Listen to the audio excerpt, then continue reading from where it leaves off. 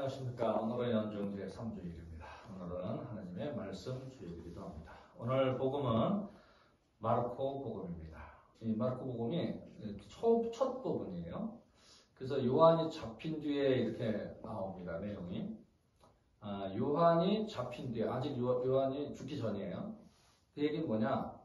예수님의 공생활의 초기예요, 초기.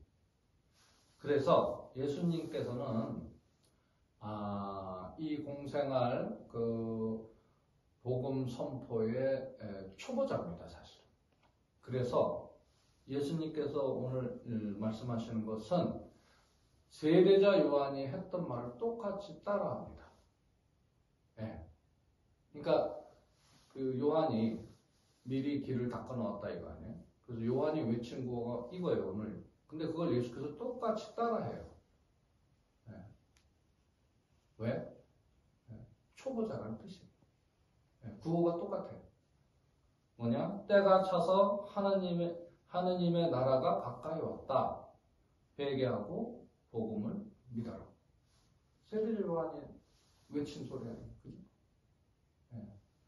예수님께서 세례자 요한의 구호를 차용해서 사용하십니다. 자, 근데 이게 뭔 말이냐? 더 이상 무슨 해설할 건 없어요, 사실은. 그죠? 때가 차서 하느님의 나라가 가까이 왔으니 회개하고 복음을 믿어라. 자, 그런데 이걸 제가 저의 신학 안에서 번역을 하면 이렇습니다. 때가 찼다는 것은 이미 우리 옆에 그 때가 왔다는 거예요. 그러니까 각자가 때가 다 달라요. 어떤 때가 다르냐? 하느님의 나라가 가까이 온 것을 깨닫는 그 순간은 다 다르다. 때가 찰 거예요. 누구한테나 지금 때가 차 있어요. 그래서 바로 옆에, 가까이 왔다면 바로 옆에 있는 거예요. 이미 와 있다는 거예요. 그러니까 내가 뭔가 지금 그 깨달음이 없어서 이렇게만 보면 하느님 나라구나 하고 금방 그 하느님 나라에 내가 살 수 있는데 그게 아직 깨달음이 없으면 잘 안 보이는 거예요. 그러나 와 있다 이미. 자, 그 다음에 회개하고 복음을 믿어라. 이건 뭐냐?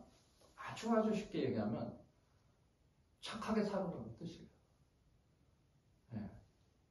착하게 살면 됩니다. 자, 근데 이걸 다시 회개하라는 말은 선생님들 교리도 가르치시고 그러면 다 아시겠죠. 그죠? 회심.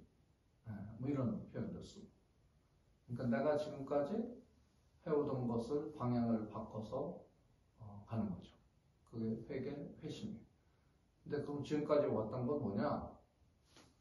아니, 선생님들이 지금까지 왔던 지금 수도자로서 삶이 있는데 그걸 바꾸란 말은 아니겠죠.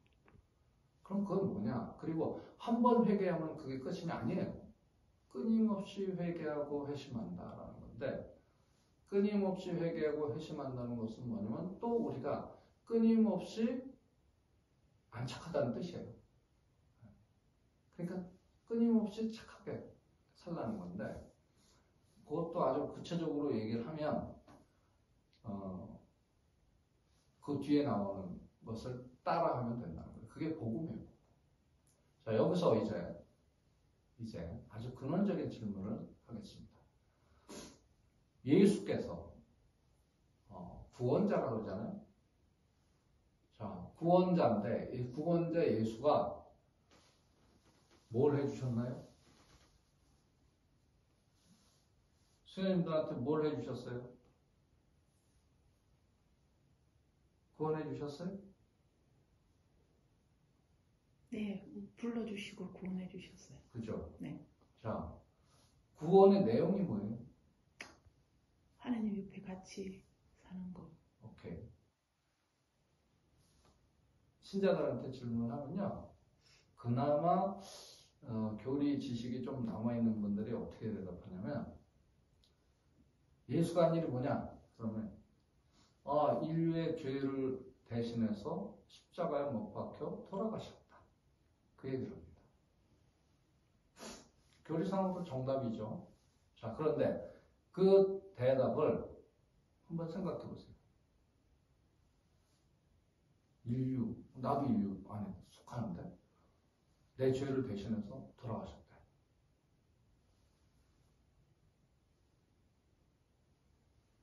그거 마음에 와 닿습니까? 아니, 그리고 아니, 미안하게 왜 나를 위해서 죽었다는 거야? 어? 그것도 내 죄 때문에. 아니, 내가 뭐 내 죄 때문에 죽어달라고 그랬어? 아니, 부담되네 이거. 이렇게 생각할 수도 있는 거예요. 그죠? 그리고 2000년 전 저기 우리나라도 아니고 근동 유대 젊은 청년이 나 때문에 죽었대. 아이고, 이거 부담되네. 그죠? 이게 마음에 와닿지 않아요, 그 대답. 그래서 다시 질문하는 거예요. 예수가 나에게 뭘 해줬냐? 자, 보세요. 구원자라 그러니까 구원은 말이죠. 물에 빠진 사람을 구원했다 그러면 물에 있는 상태에 있는 사람을 건져서 무트로 꺼내놓는 거예요. 그게 구원이죠. 인류를 구원하셨다. 인류가 어떤 상태인데? 어떤 상태에 있기 때문에 구원받아야 될 상태였나요? 인류가. 자, 그러면 아까 그 대답에서 뭐라고 그러냐면 죄의 상태에 있었다는 거예요. 저는 어렸을 때 우리 양가 집안이 다 가톨릭 집안이라 어렸을 때 복사 활동을 많이 했어요. 저는 성당만 가면 너무너무 재미있고 그 복사 친구들하고 노는 게 너무 좋았어요. 한 가지 기분이 안정돼 있어요. 우리 모두 죄인이라는 거야. 나 죄에 안 졌는데? 나 범생인데? 엄마 말 잘 듣고 착한 복사 어린인데 내가 왜 죄인이야? 그거 한 가지가 이해가 안 되니까 기분이 별로 안 좋더라고. 그럼 그 죄라는 뜻은 내가 무슨 잘못을 저질렀다는 뜻은 아니야. 그럼 무슨 뜻일까, 죄가? 몸이 성장함에 따라 지혜가 늘어나죠. 네, 저도 지혜가 늘어났습니다. 그래서 어느 순간 깨달았어요. 그 죄가 뭔 뜻이냐? 네, 저 미사 시작 때마다 계속 얘기를 하죠. 저는 이걸 조금 바꾸죠. 우리의 불완전함을 돌아봅시다. 자, 이제부터 죄 이퀄 불완전함. 이음 동요예요. 죄 불완전성. 이게 같은 뜻이라는 거예요. 그러니까 죄를 지어서도 물론 죄지만 죄를 안 지어도 불완전하다는 것.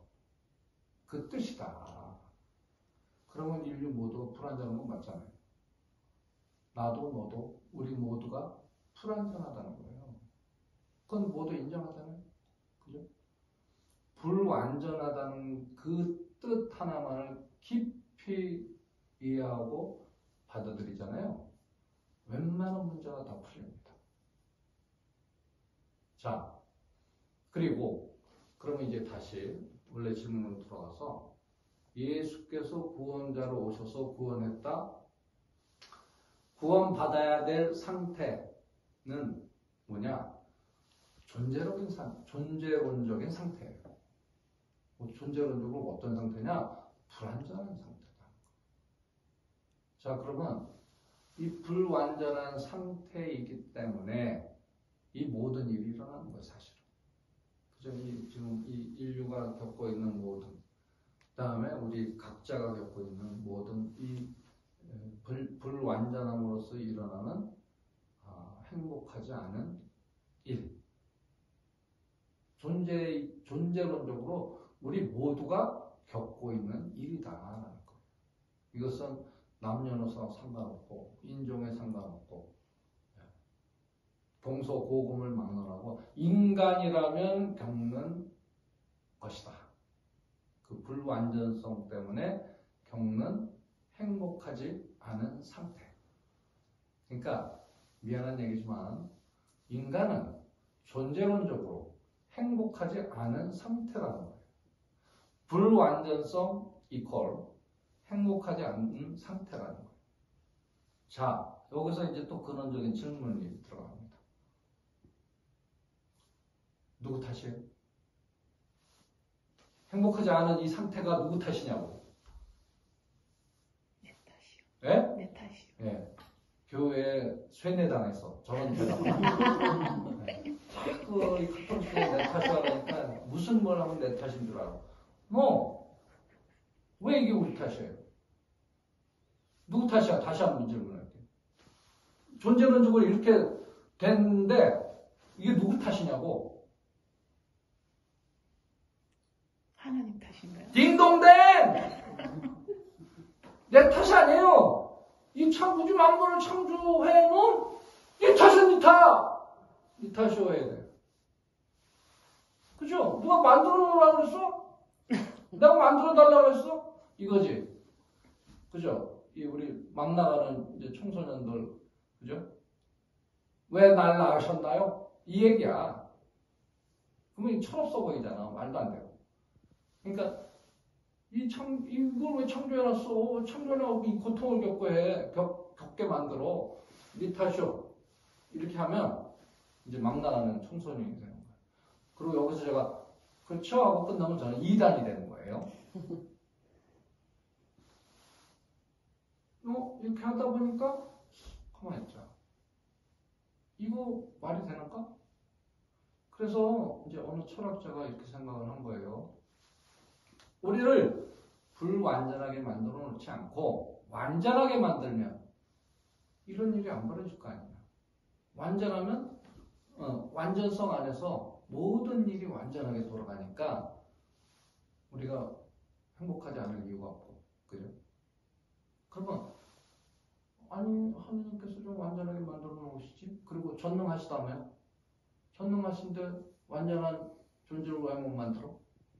그죠? 이렇게 생각할 수 있어요. 근데 보세요. 여기서 이제 논리적으로 모순이 생깁니다. 어떤 모순이 생기냐? 전능하시니까 무엇이든지 할 수 있어요. 그러니까 완전한 인간도 창조하실 수 있었겠죠.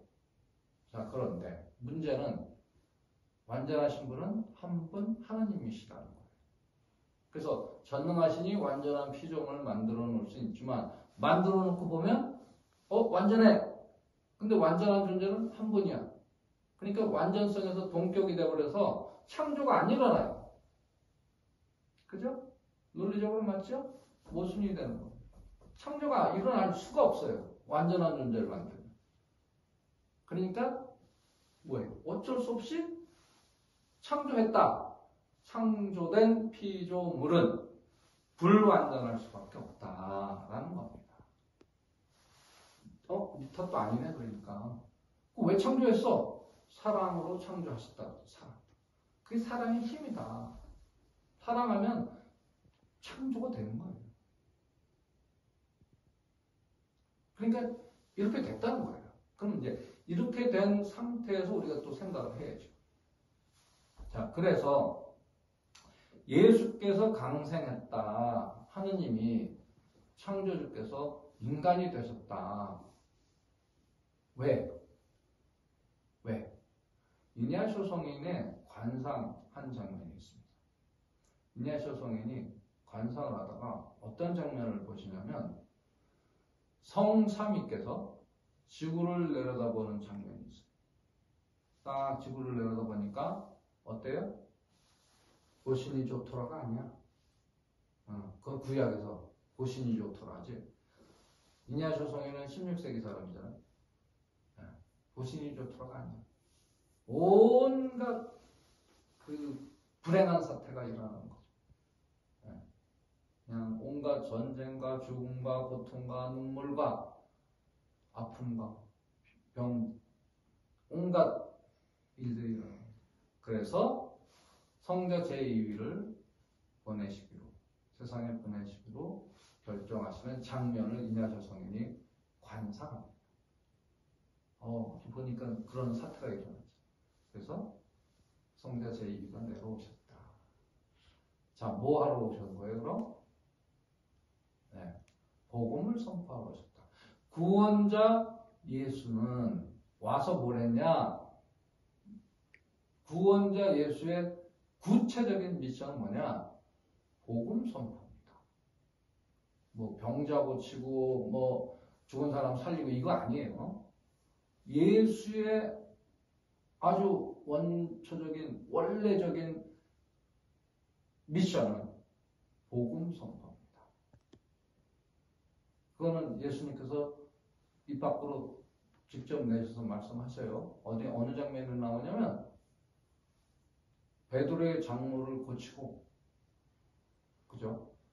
그러니까 장모가 일어나서 시중을 들었다 그래요. 그게 말이 퍼지니까 그 병자들을 데리고 오죠. 고쳐주셔요. 그 다음날 이른 새벽 아직 컴컴할 때 예수께서 밖에 나가서 기도를 하십니다. 근데 이미 손을 듣고 그 새벽에도 병자들이 줄 서 있어요. 그러니까 제자 한 사람이 와서 스님 좀 가보셔야 되겠는데요. 근데 예수가 뭐래요 그때? 아니다, 나는 다른 마음으로 가야 된다. 나는 복음을 선포하는 일을 하러 가야 된다. 나는 이 일을 하러 왔다라고 해요. 줄 서 있는데 그냥 떠나. 그러니까 예수의 원래 미션이 굉장히 명확합니다. 복음 선포예요. 자, 여기서 이제 복음이 뭡니까? 복음의 구원자 예수가 애프터 서비스 하러 온 거예요, 사실은. 그죠? 불완전한 이 인간 존재들이 이런 행복하지 않은 삶을 사니 애프터 서비스 하러 왔어요. 그게 구원이에요. 구원자 예수가 구체적으로 받은 미션은 복음이다. 복음 선포. 그럼 복음 선포의 내용이 뭐냐? 구체적으로. 딱 나와야 되는데. 예수 그리스도, 예수님 함께 있는 거. 아니, 그러니까 그 복음 선포를 하셨잖아. 예수님의 복음 선포가 뭐냐 이거. 그 구체적인 내용. 에? 아니까 구원을 받는데 그게 복음 선포라니까. 그럼 복음 선포의 내용이 뭐냐고. 내용. 행복이요. 행복.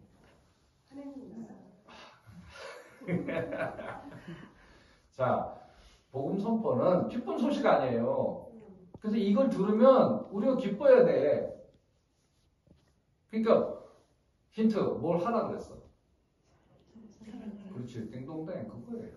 자, 근데 사랑하라만 있는 게 아니에요. 제가 요약 정리했습니다. 선생님들은 전 세계 나라를 구했어요. 이 요약 정리한 복음 내용의 요약 정리를 들을 수 있는 이 시간을 갖고 있다는 것은 전생에 아주 착한 일을 했기 때문에 그래요. 정리할게요. 따라하세요. 용도삼위. 용도삼위. 용도삼위. 네, 얼마나 외우기 쉬워. 그죠? 이게 복음 내용이에요. 용서하라. 두려워 마라. 사랑하라. 미워하지 마라. 이건 맞히기가 힘들 거예요. 미워하라. 미워하라. 불의를. 불의를. 이 네 가지입니다. 이 네 가지를 실천할 때 기쁘다는 거예요. 이 네 가지를 실천하는 것이 착하게 사는 겁니다. 이 네 가지를 실천하지 않으면 행복하지 않습니다. 분명히 제가 말씀드려요. 예수가 이거 알려주러 온 거예요. 자, 오늘 세례자 요한이 한 말 다시 한번 돌아갑니다. 때가 차서 하느님의 나라가 가까이 왔다. 회개하고 복음을 믿어라. 때와 하느님 나라 와 있다는 거예요. 그래서 가까이 왔으니까 회개하고, 아까 뭐라 그래요? 착하게 산다는 거예요. 이 마음을 착하게 먹고 착하게 사는 거예요. 근데 수시로 안 착하다는 말이 뭐냐면 무슨 저놈을 혼내줘야 되겠다, 무슨 술수를 써서 저놈을 이겨내야겠다 이런 게 아니라 조금이라도 나의 이익을 위해서 무언가를 하려고 하는 마음, 그게 안 착한 거예요. 그거 회개하는 마음 바꿔먹어라 이거. 그리고 뭘 하라? 복음을 믿어라. 복음 내용 지금 말씀드렸죠. 용도삼위를 실천하는 거. 그게 착하게 사는 겁니다. 용서하지 않은 마음, 그 행복하겠어요? 용서하지 않고 자꾸 저 미운 마음이 있는데 행복하냐고. 행복하지 않아요. 그래서 용서는 용서받는 사람을 위해서 하는 게 아닙니다. 용서하는 나 자신을 위해서 하는 거예요. 두려운 마음. 두려운 마음이 있는데 마음이 평화롭습니까? 계속 눈치 봐야지. 눈치 보고 어떻게 하면 나의 일신이 편안할까? 어떻게 하면 조금이라도 이익을 볼까? 어떻게 하면 저 권력자의 말을 잘 들을까? 그 마음이 편안해요. 불편하잖아. 행복하지 않습니다. 사랑하라. 이건 뭐 말 하나 망하죠. 사랑하는데 사랑한 만큼만 기뻐요. 사랑이 뭔가요? 시간이 없으니까 그냥 정답 발표할게요. 사랑은 따라하세요. 사랑은 주는 것. 뭘 줄까요? 모든 것이에요. 모든 것. 내 생명마저 주는 것. 그게 사랑의 원형입니다. 원형. 오늘 주일이니까 강론 조금 더 길게 할게요. 예수의 사순절이 뭐냐? 사순절 됐다고 사순절 우울증 걸리는 사람들이 있어요. 물론 예수님의 고통에 동참하고 뭐 이런 거 좋은데 사순절의 의미를 알아야 돼요. 사순절은요, 사랑이 무엇인지를 보여주는 거예요. 예수께서 구체적으로, 실천적으로. 사랑이 뭐냐? 모든 걸 다 주는 거라는 걸 보여주는 장면이라고. 생명마저도 주잖아. 아, 사랑의 원형은 모든 걸 주는 거구나. 그걸 보여주는 거예요. 근데 어찌됐든 그걸 그 원형으로 삼고 우리가 따라가려고 하는데 그것은 소위 말해서 신적인 사랑, 아가페입니다. 그래서 그거 못해요, 인간이. 못합니다. 신적인 사랑, 신적인 사랑이기 때문에 인간이 할 수 없어요. 그런데 인간 존재이면서 신적인 사랑에 가장 가깝게 실천할 수 있는 인간 존재들이 있어요. 그게 누굴까요? 이러면 어떤 신자들이 그래요? 신부님, 수녀님들? No way. 절대 못합니다. 우리들은. 누굴까?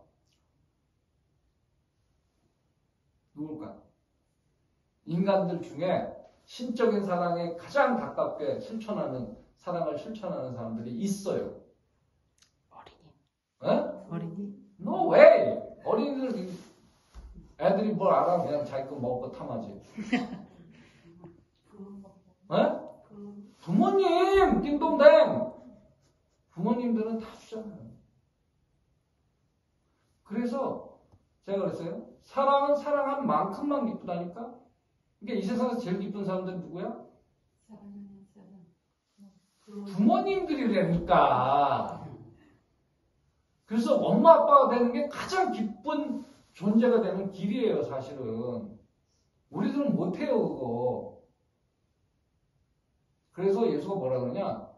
친구를 위해서 목숨을 버리는 것만큼 대단한 일은 없다고 그래요. 친구를 위해서 목숨 버리는 일이 없어요, 거의. 물론 뭐 전쟁터에서 친구를 위해서 죽는 사람이 있겠지. 얼떨결에 죽은 거야. 그거는 그냥 내가 저 사람을 위해서 죽겠다 이런 사람 없다니까요. 네. 그 와중에도 있긴 있을 수 있어요. 어느 상황에서. 근데 그렇지 않다. 인간적인 사랑은 부족해요. 부모님은 근데 물불 안 가립니다. 그러니까 겉으로 보면 희생이라 그래. 사랑은 희생이죠. 겉으로 보면 내 걸 모든 걸 다 주니까 희생이라 그러지. 내용적으로 보면 제일 기쁜 사람이에요. 그 사람. 마지막. 미워하라 불의를. 이건 예수께서 말로 설교하신 건 아니에요. 실천적으로 보여주십니다. 어느 장면에서? 성전 정화 장면에서 내 아버지 집을 완전히 아사리판으로 만들었잖아요. 아사리는 서로 빼앗고 뺏는 형상을 말하는 순우리말이에요. 아사리판. 서로 뺏고 빼앗는. 그 장사들은 다 거짓말을 해서 뺐잖아요. 그 뺏은 걸 또 대사제들과 기득권자는 또 뺏어가잖아요. 아사리 팍 맞는 거예요. 그 불의한 사태를 보니까 예수께서 이 열렬 유대 젊은 청년 채찍을 만들어서 다 엎어버립니다. 불의를 보고 가만히 있지 않았어요. 분노하셨다. 의로운 분노죠. 자, 불의한 사태가 내 앞에서 벌어지고 있는데 보고 이렇게 외면하는 마음이 행복하냐고, 평안하냐고. 지금 우리 이 시대에 계속 그냥 만연해 있는 장면들입니다. 예. 지금 이재명을 칼로 찔러 죽이려고 했는데 경찰이 수사를 안 해, 발표를 안 해, 발표하지 않는 이유도 발표를 안 해. 왜? 내 이익을 위해서 외면하는 거예요. 불의한 사태가 일어나는데 외면합니다. 아주 많은 사람들이 그러고 있어요. 자, 정리할게요. 우리 모두는 미안한 얘기지만 존재론적으로 행복하지 않은 존재입니다. 그걸 인정하셔야 돼요. 그게 뭐야? 불완전하다는 뜻이다. 근데 제가 단어를 골라 쓰는 겁니다. 불행한 존재라고 얘기는 안 했어요. 행복하지 않은 존재라는 거예요. 불행한 존재가 되려면 불행한 사태가 나한테 닥쳐와야 내가 불행한 거예요. 근데 그렇지 않고 이 뉴트럴한 상태에서는 그냥 행복하지 않은 거예요. 가만히 있어. 그러니까 행복하지 않은 상태에서 행복한 상태로 가도록 예수께서 알려주셨다라는 거예요. 복음 선포. 나는 이 일을 하러 왔다. 그래서 그 복음 선포 알려준 것, 용두 삼위를 실천하면 행복하지 않은 상태에서 행복한 상태로 간다는 거예요. 중요한 건 실천이에요. 실천하지 않으면 행복하지 않은 상태로 있는 거예요. 네.